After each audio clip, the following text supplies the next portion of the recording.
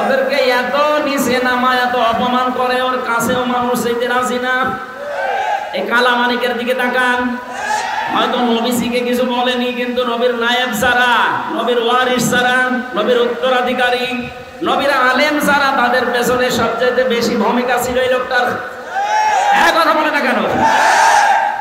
এবং হাসানুল হক ইনুর, রাশেদ খান মেননের, এই শয়তানরা আর যাই করুক, আলেমদের পেছনে লাগার 1 নাম্বার উস্তাদ ছিল। আল্লাহ এদের অপমানও বেশি করিস। আর উপরে ঠিকঠাক, ভেতরে সদরঘাট যারা ছিল, উপরে আলেমদের সাথে ভালো ব্যবহার করতো, আর ভেতরে গোড়া কেটে দিত। তার ভেতরে হাও আঙ্কেল একজন, ছোট হুজুর যে পিসকে হুজুর, ওইটা আমার সাথে ছিল ছেলে, ও আমারে বলছিল, হামজা ভাই এই হাও আঙ্কেল উপরে উপরে আমরা দেখি অনেক ভালো মানুষ, ব্যবহার ভালো করতো। রিমান্ডে আমারে যখন নিয়েছে, হাতির ছিলে রাত 12:30টার সময় আমার নিয়ে গেল। 2 দিকে রাস্তা ব্লক করা, 12:30 একটায় আমার পুরো পোশাক খুলেছে, হাতে আমার সিগারেট লাগিয়েছে, আর একটা অর্ধ উলঙ্গ মেয়ে লোক কোথা থেকে যেন নিয়ে এসে আমার পাশে দাঁড় করিয়ে ছবি তুলছে। যারা যারা আছে আমার সামনে, পুলিশের কনস্টেবল এসআই যারা, ওরা বলছে এটা সকালবেলা ইন্টারনেটে দিয়ে দেব, মানুষকে জানবে দেশের মানুষের হুজুর কত খারাপ। এত অসহায় মনে হচ্ছিল নিজেকে। এমনিতেই তো আমি ছোট মানুষ ওদের তুলনায়, আমার বয়স বেশি, কিন্তু আমি তো সাইজে ছোট। যে মেয়ে লোককে নিয়ে এসেছে তার মাথা পর্যন্ত আমি এত লম্বা মেয়ে লোক, আর আমি তো মাত্র 2 হাতের বেশি না, আমারই মাজা পর্যন্ত। এক এসআইকে ডাক দিয়ে বললাম, ভাই আপনারা যা করছেন এটা কি হারুন সাহেব জানেন? জানে না মানে? উনি তো করাচ্ছে। অথচ তার আগের দিন রিমান্ডে এত ভালো আচরণ আমার সাথে করে গেল। মাওলানা সাইদি সাহেব, মাওলানা মামুনুল হক, এমনকি আমির হামজা, এই সমস্ত নাম নিয়ে বেশ ভালো ভালো কথা বলছিল আমার মুখ থেকে কিছু বের করার জন্য। অথচ আজকে নাকি আচরণগুলো সব তার নির্দেশে হচ্ছে। চোখের পানি ফেলে দিয়ে বললাম, বাবু আমি আর যাই হই তোমার নবীর ওয়ারিস। আজকে যা করলো তুমি তো দেখলে, কালকে নাকি ওরা ইন্টারনেটে দেবে। যা যা করেছে আল্লাহ, তুমি যদি সত্যি এগুলো দেখতেছো, আমার বিশ্বাস তুমি ওর সাথে এরকম করে না। হ্যাঁ বলেন বলেন। ও ছোট হুজুরের হয়তো কয়েক ইঞ্চি আমি জানি না, কিন্তু এর যে 3 ইঞ্চি তাম দুনিয়া চিনি ফেলেছি। অনেক মহিলারা এখন জিকির করছে 3 ইঞ্চি 3 ইঞ্চি। মানুষ জিকির করে আল্লাহ, আর ওরা জিকির করে 3 ইঞ্চি। আলেমদের উপরে উপরে অনেক ভালো ব্যবহার করতে দেখেছি কাউন্টার টেররিজমের রিমান্ডে, কিন্তু ভেতরে ভেতরে মানুষগুলো এত বেশি জঘন্য আচরণ করেছে, একটাকে আল্লাহ ছাড়ে নাই। আমার যে লোকটা 11 ঘন্টা টাঙিয়েছিল, এই আসাদুজ্জামান, কাউন্টার টেররিজমের প্রধান, মানুষ নামে কলঙ্ক, একটা টাটকানির ভেজাল শয়তান। আমার কালো কাপড় দিয়ে চোখ বেঁধে নিয়ে মাটির নিচে নিয়ে মানুষকে বলতো পিটা। অথচ নিজের কামরায় যখন নিয়ে যেত রাতে, তখন তার আচরণ ফেরেশতার মতো। পরবর্তীতে কনস্টেবল যারা, এসআই যারা, ওদের জিজ্ঞাসা করতাম, ভাই এই যে আচরণ গুলো করলো, উনি জানে না। জানে না মানে? উনি তো করাচ্ছে।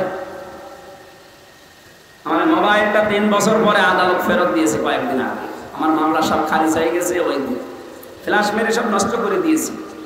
এমন কোনো কিছু নেই যে ওরা দেখে নাই, যা ছিল। এমনকি সে বিয়ের সময় একটা ছবি তোলা ছিল ম্যাডামের, ওই ছবিটা পর্যন্ত আমার রিমান্ডে দেখিয়ে বলছে, কে শাবনুরের ছবি না পূর্ণিমার ছবি আপনার এই মোবাইল? পূর্ণিমা করার কথা বললাম, দেখি ওই ম্যাডামের বিয়ে রয়েছে। আমার ম্যাডাম এবার আমার বলছে, হুজুর এত সুন্দর বউ পাই কি করে? দাঁড়ান, আপনার বউ তুলে নিয়ে আসছে। বলেন ওর চরিত্র কি দেখেছি? আমি আর চাই হয়, আমি নিজে আলেম দাবি করি না, কিন্তু মানুষ তো আমারে আলেম বলে। এক কথা বলে না কেন? দেশের শিক্ষা ব্যবস্থা অনুযায়ী অন্তত আমার সার্টিফিকেট আছে, আমি কামেল করেছি ফেকা নিয়ে, আমি অনার্স মাস্টার্স করেছি কোরআন নিয়ে। এই হিসাবে মানুষ আমাকে এই দেশের সার্টিফিকেট অনুযায়ী আলেম বলে। নবীর ওয়ারিস আমাকে ভাবে আপনি যা করলেন জেনে শুনে, অথচ মাঝে মাঝে এসে বলতে আপনার কোনো দোষ নেই, আমরা জানি দোষ নেই, আপনি এগুলো করেন কেন? সাধারণ যেভাবে আচরণ করেন মানুষের সাথে ওইরকম করেন, জেলে দিয়ে দেন, জেলে থাকা অত ঝামেলা না। কিন্তু আমরা রেখেছিল যে ফাঁসির কন্ডেম ছেলের ভিতরে 24 ঘন্টা তালা লাগিয়ে রাখে, এদিকে 2.5 হাত, এদিকে 3.5 হাত, মনে হচ্ছে কবরে আছে। এটা 2 দিন 5 দিন 7 দিন 3 বছর 1 টাকা আল্লাহ ছাড়ে নাই। দেখেন সেইগুলো এরকম উপরে ভালো ছিল ফিটফাট, ভেতরে সদরঘাট, প্রত্যেককে আল্লাহ অপমান করেছে।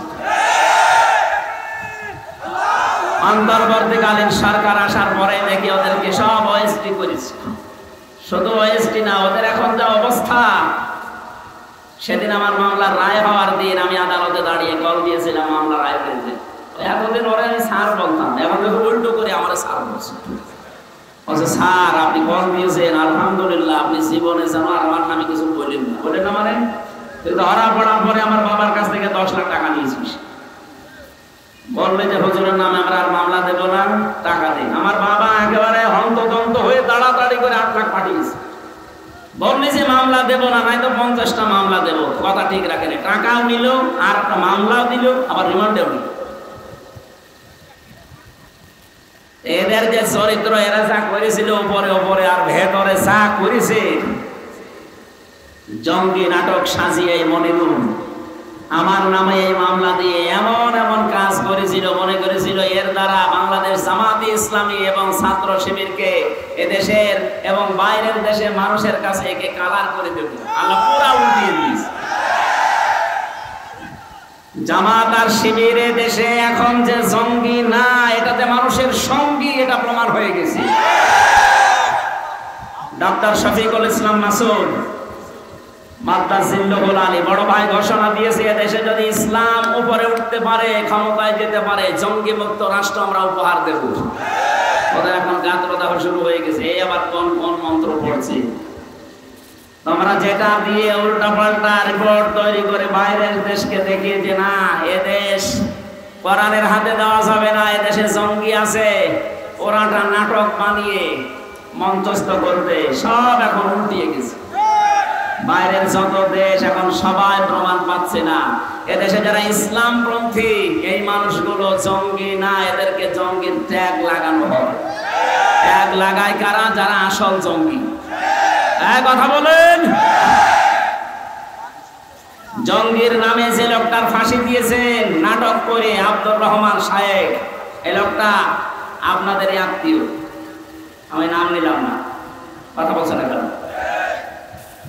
এটা আমার কথা ছিল, আপনার যে মাল সম্পদ, আপনার যে রায়, আপনার যে সমর্থন, হয়তো ডাইরেক্ট অনেকে নবীর বিরুদ্ধে, নবীর ওয়ারিসদের বিরুদ্ধে কিছু করে না, পেছনের লাইন দিয়ে অনেকে সাপোর্ট দেয়, তাদেরকেও আল্লাহ ছাড়ে নাই। কারণ এই আয়াত আল্লাহ 1500 বছর আগে দিয়েছে, কিয়ামত পর্যন্ত ছাড়বেও না।